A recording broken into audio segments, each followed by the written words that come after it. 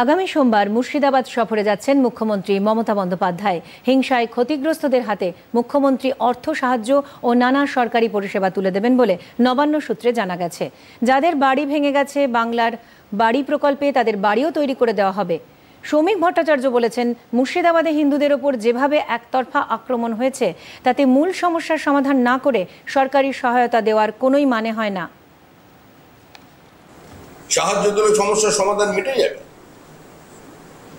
আসল যে ইস্যুটাকে অ্যাড্রেস করা দরকার, যে 12 থেকে 17 বছরের ছেলেরা, 15 বছরের ছেলেরা যাদের মাঠে খেলার কথা, তারা হাতে পাথর নিয়ে তারই শিক্ষককে মারছে, তলোয়ার নিয়ে তারা রাস্তায় বেরিয়েছে, তারা হিন্দুদের দোকান লুট করেছে।